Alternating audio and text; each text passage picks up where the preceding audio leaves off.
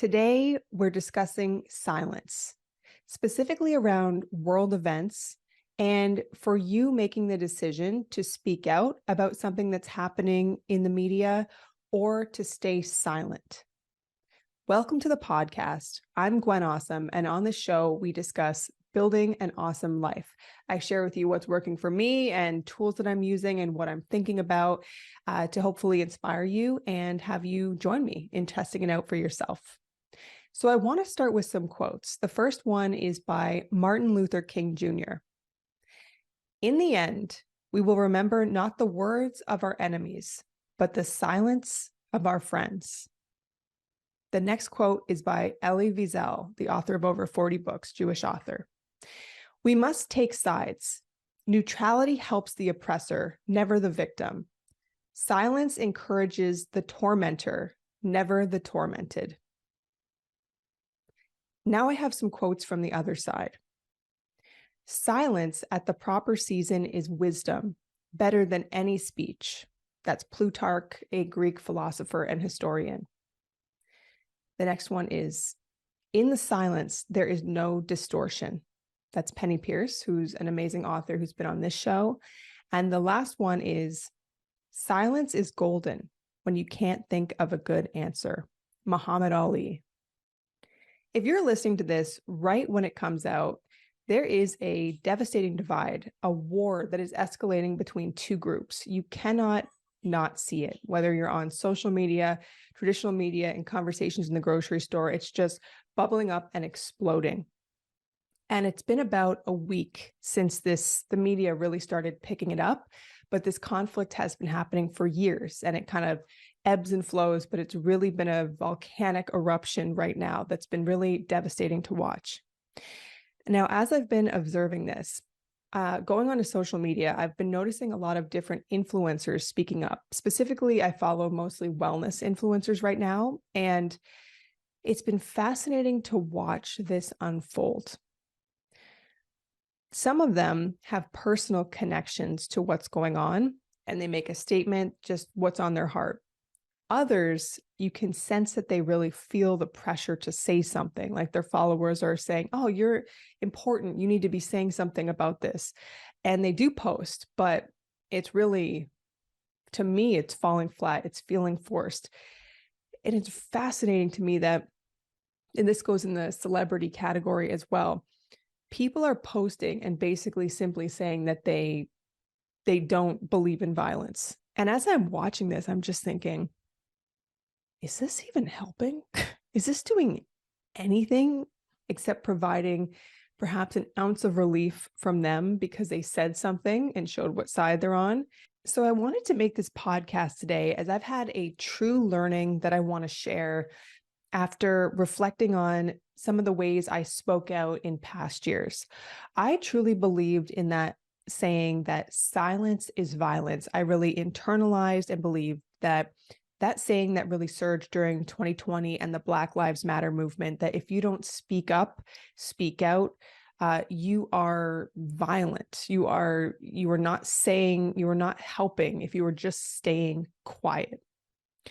I don't believe that to be true anymore, because as I reflect on all the ways that I spoke out, from on my social media to conversations with friends and family to even in the company that I worked at, calling out C-level leaders, speaking out in panels, helping out my team. I spoke out in any possible way that I could think of. And as I reflect on how I kept amplifying the message of racism, I don't know if that truly helped or humiliated. Now, I share this as a learning because I think the way I approached it was simply amplifying devastation.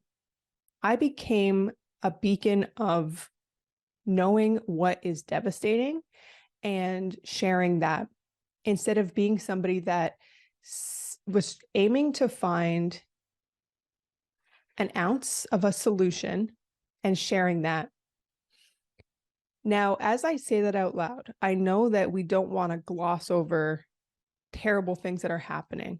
And that the whole idea that sometimes you need to sit with the pain and you need to really take it in to understand it.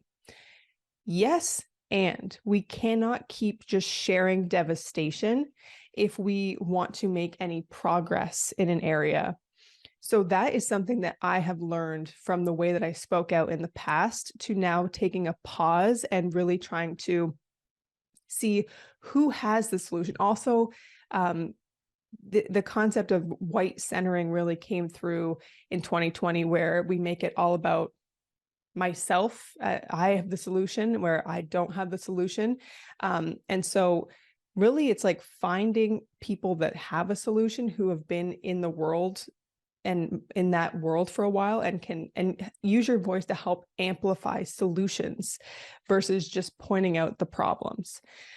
So that is something that I will intend to stay silent until I can actually contribute to a solution, especially now. I don't know if you've noticed this, but I feel like the images are more visceral.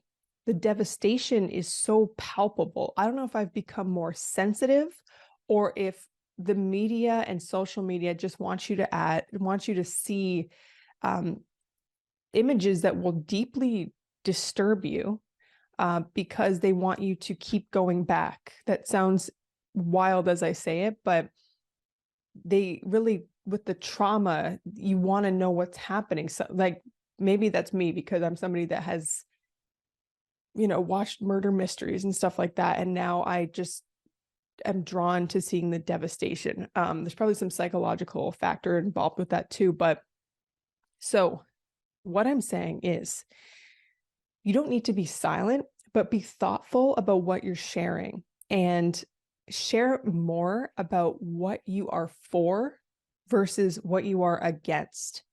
Sharing moments of you are for peace versus moments of I am against this brutality. That is my suggestion, and that is the way I'm going to be approaching sharing, and focusing more once the intensity of a tragedy or a devastating event happens, kind of passes through the hottest part of it, taking more time to celebrate different cultures, religions, backgrounds, celebrate in good light versus always talking about a specific culture, religion, ethnic group when things are going wrong. Instead of just saying, oh, this person got killed from this group, let's talk about that. Why not celebrate when something great is happening? Just putting that out there, as we need to shift these algorithms around so people care more about the good versus the absolutely terrible. So something else that I just want to share, just in the silence, on the topic of silence, is just because if you're somebody that posts on social media, you're silent on an issue on social media, it doesn't mean you have to be silent in your real life.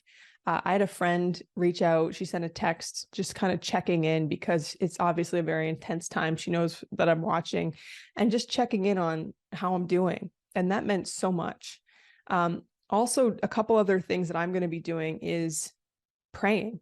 I know they say prayers don't matter, but just prayers for peace, checking in, getting my nervous system to a level of peace, and then sharing from that space is so much more powerful than just than doing nothing.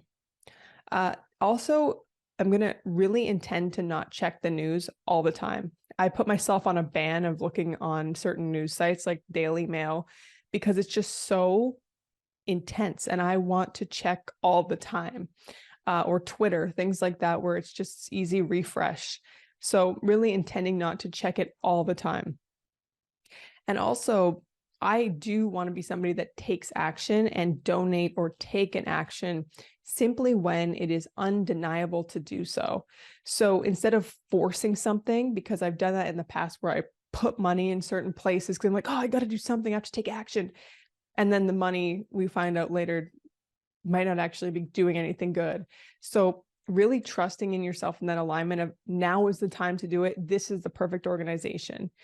So those are my thoughts on silence. And so I really want to say thank you for listening. And if your heart is hurting, if you're in a really challenging place with everything going on right now, I feel you. And I really encourage you to take some time for silence for yourself and just give yourself a space to heal before just jumping into action. So thank you so much for listening today, and I hope you have an absolutely awesome day.